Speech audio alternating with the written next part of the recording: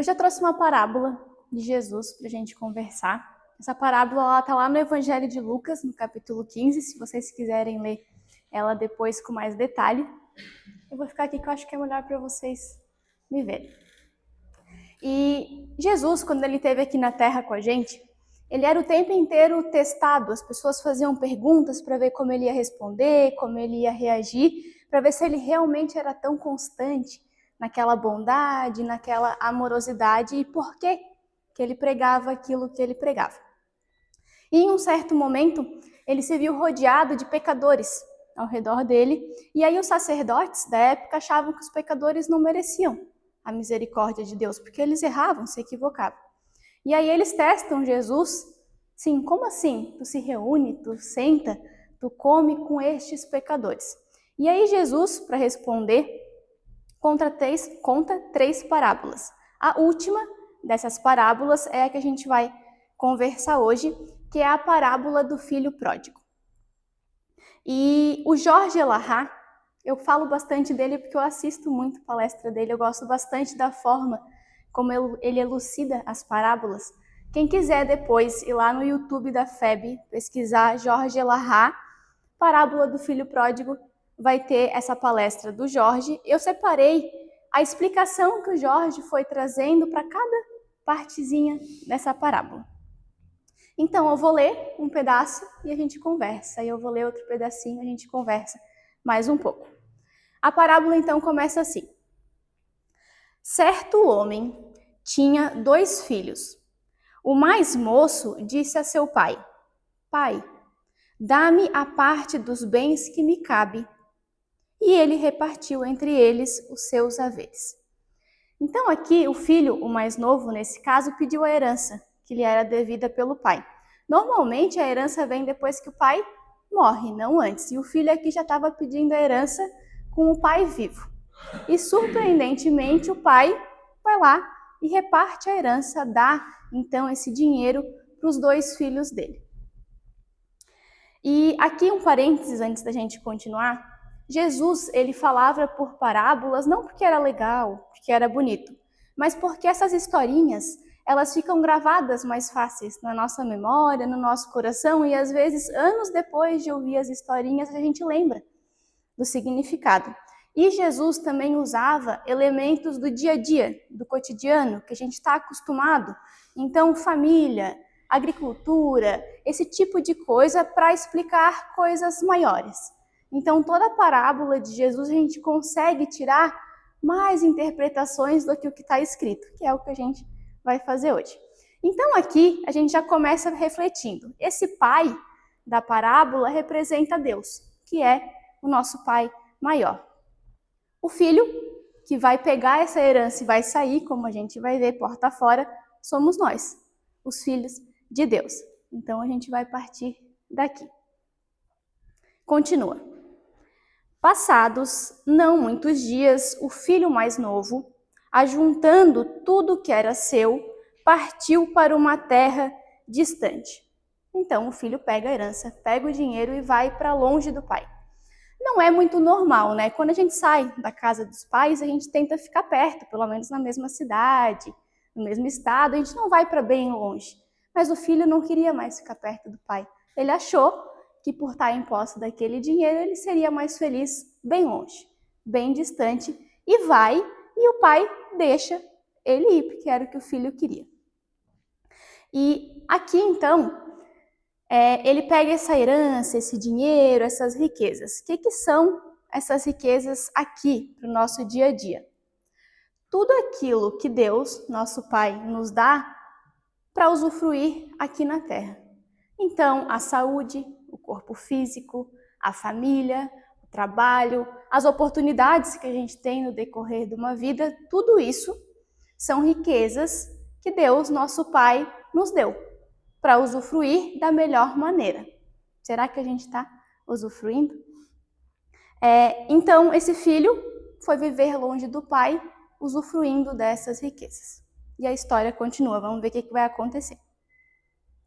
E lá, longe, dissipou todos os seus bens vivendo desregradamente. Ou seja, ele pegou toda a herança, todas as riquezas e gastou tudo. Bem rapidinho, bem desregradamente. A mesma coisa que a gente faz, né? Às vezes a gente pega a saúde do corpo físico e acha que vai durar para a vida inteira se a gente não cuidar. Pega, às vezes, o dinheiro aqui na terra, da matéria, e gasta tudo também. As relações familiares, a gente também desgasta elas, com brigas, com mágoas, com ressentimentos.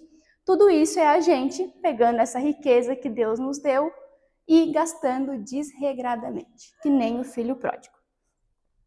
E daí aqui a gente pode pensar, tá, ele pegou a riqueza, foi para longe do pai, está gastando tudo, talvez seja a hora de voltar para casa, né? Está gastando tudo, vai ficar difícil, volta para casa. Ele não volta, ele continua.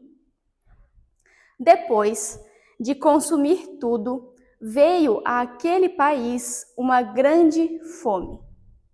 Então, além de ter acabado com toda a riqueza, ele ainda estava passando fome. Isso também acontece com a gente. Às vezes não a fome do corpo material, mas a fome espiritual. A gente vai lá, se afasta do Pai, usa das riquezas que Ele nos deu de forma equivocada e passa fome. De novo, não a fome do corpo, a fome do espírito, do coração. Porque toda vez que a gente se afasta de Deus, é o afastamento das suas leis. A lei de amor. Toda vez que a gente se afasta dessas leis, a gente se torna infeliz e passa essa fome por estar afastado do Pai. E continua. Ele poderia voltar agora também, né? Acabou o dinheiro, está passando fome, ele não volta, ele continua. Então, o jovem se agregou a um cidadão daquela terra. A terra era distante da terra do pai. Se a terra do pai é a terra de amor, essa terra distante não deve ser lá boa coisa. E ele se agrega a um cidadão dessa terra, que se ele vive lá, também boa coisa não deve ser. A gente, toda vez que a gente se afasta da lei de Deus, a gente se torna infeliz. E toda vez que a gente se torna infeliz, a gente se sintoniza com espíritos encarnados e desencarnados que querem viver da mesma forma que a gente está vivendo, afastados da lei de Deus.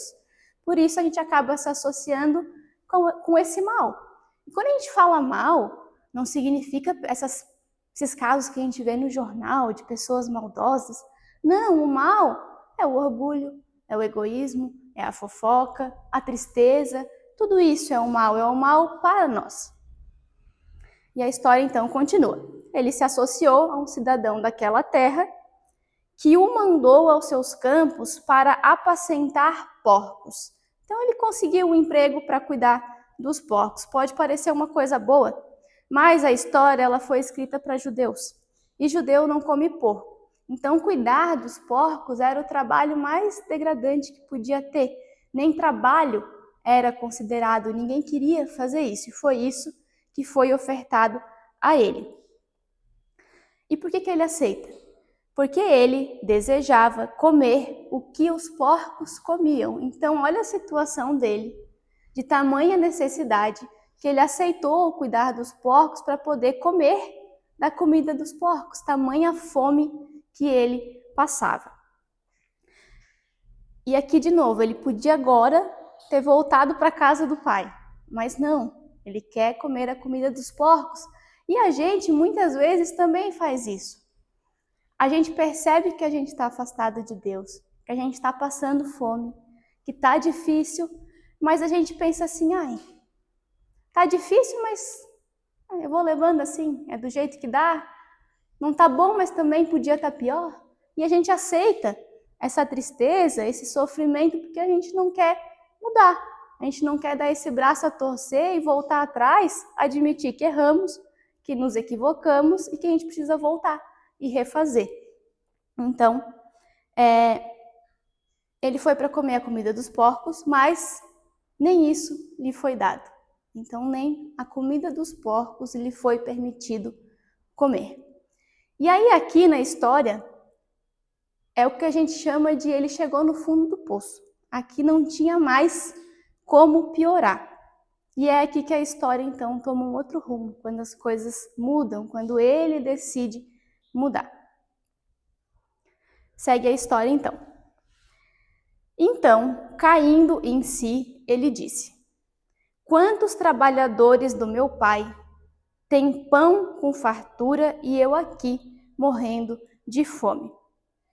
Para mim, essa parte do trecho da história mais interessante é o início, quando ele fala, então caindo em si. Ele precisou cair em si para perceber que ele podia voltar para a casa do pai dele, que lá na casa do pai tinha fartura, tinha comida, tinha um telhado sobre a cabeça, ele não ia passar necessidade. Mas até então ele não tinha caído em si. Ele permaneceu no erro, mas aqui ele caiu em si e decidiu mudar. E é isso que o Evangelho de Jesus, não só essa parábola, nos convida o tempo inteiro, a cairmos em nós mesmos e voltarmos para a casa do Pai, que é o quê? Se reaproximar das leis de Deus. Para quê? Para ser feliz. Só por isso. Esse é o convite do Evangelho. Então ele caiu em si e decidiu voltar para a casa do Pai.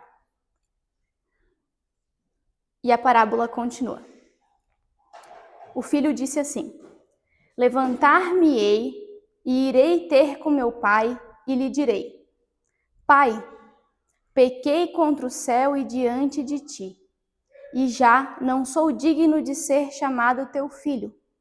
Trata-me como um de teus trabalhadores.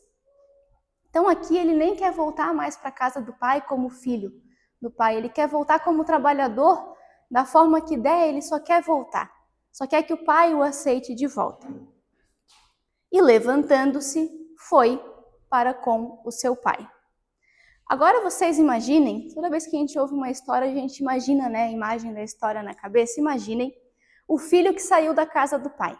Bonito, bem arrumado, com uma roupa bonita, sapatos nos pés, bem alimentado, para viver e curtir essa herança. Agora imaginem o filho que está voltando, descalço, a roupa toda rasgada, suja, magro, passando fome, necessidade, pessoas bem diferentes que saíram e que estão voltando para a casa do pai. Essa parte aqui eu acho que de toda a parábola é a que mais me tocou no coração. Vou explicar para vocês por quê.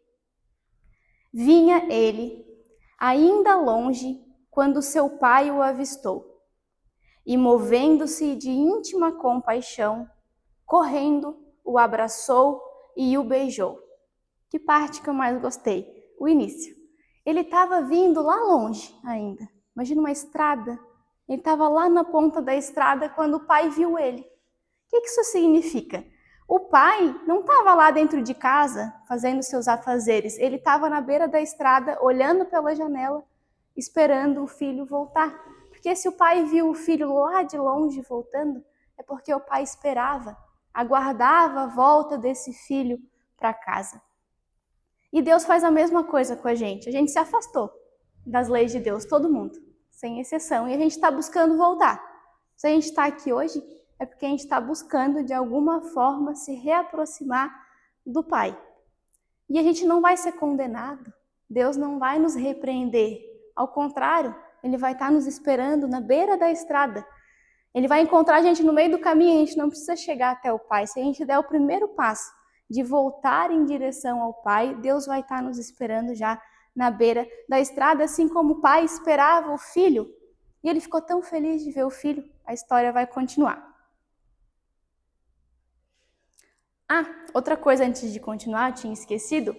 Imagina o filho voltando destruído, descabelado, magro, sujo. O pai reconheceu na hora o filho que partiu. Então Deus também nos reconhece, não importa o tamanho da falta, o equívoco que a gente tenha cometido, a mudança que aconteceu nas nossas vidas, Deus sempre vai nos reconhecer como os filhos que somos dele. E assim como o pai deu o livre-arbítrio do filho de sair, usufruir daquele dinheiro, Deus também nos dá esse livre-arbítrio, de usufruir de todas as riquezas que nos cercam da forma que a gente achar melhor. Se a gente fizer de boa forma, seremos felizes, próximo ao Pai. Se a gente se afastar, Ele vai nos esperar voltar. E a história vai se encerrando dessa forma aqui. Movendo-se de íntima compaixão, correndo, o abraçou e o beijou. Aqui, o que mais me chama a atenção é que Deus não condenou o pai, Deus não condena o filho, não repreendeu, não virou e falou, viu? Foi longe de mim, foi gastar o dinheiro que eu te dei e se deu mal. Não repreendeu nenhuma palavra, ele correu, abraçou, beijou. Deus também não nos repreende e condena. Deus é misericordioso. A gente não fala isso da boca para fora, porque Deus é amor. Não nos repreende, não nos pune. Deus não é esse juiz que às vezes a gente imagina que ao desencarnar vai estar nos esperando para dar a sentença final dos nossos atos. Não, ele é amor e ele quer só que a gente seja feliz. E aí, o filho então se coloca aos pés do pai e se coloca à disposição para trabalhar na vinha, para que o pai o aceite de volta. E o que o pai responde? Trazei depressa a melhor roupa. E vestiu, ponde-lhe o anel no dedo e sandália nos pés.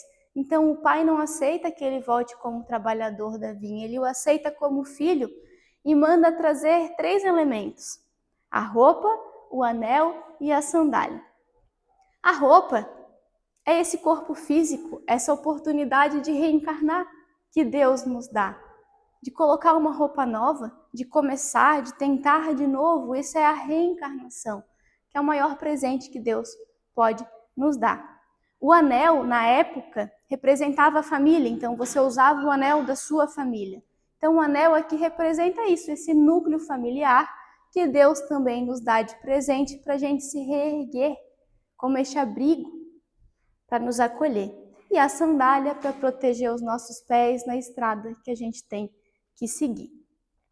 Então, a conclusão dessa parábola que Jesus quis ensinar para aqueles sacerdotes que o questionavam é que não existe pena eterna. Nenhum mal, por maior que seja, ele vai durar para sempre. A gente sempre pode se arrepender e a partir do momento que assim o fizermos e voltar para perto do Pai, seremos acolhidos por esse Pai amoroso.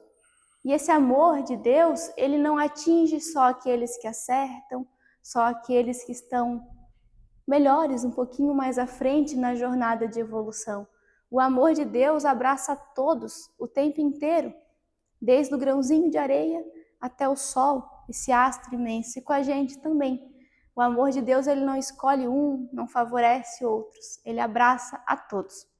Então a mensagem de hoje era essa, que a gente possa ir para casa com essa imagem de Deus nos esperando na beira da estrada, para que quando a gente decidir dar esse primeiro passo de voltar à casa do Pai, que a gente lembre que Ele vai estar lá, esperando para nos abraçar, nos beijar e nos acolher.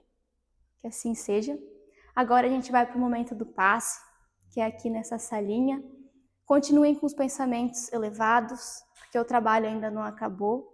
O seu Nelson gosta muito de falar, se a gente fica pensando em outras coisas, é como se a gente abrisse um guarda-chuva e aí a chuva de bênçãos do passe vai se espalhar, não vai chegar até nós do jeito que poderia.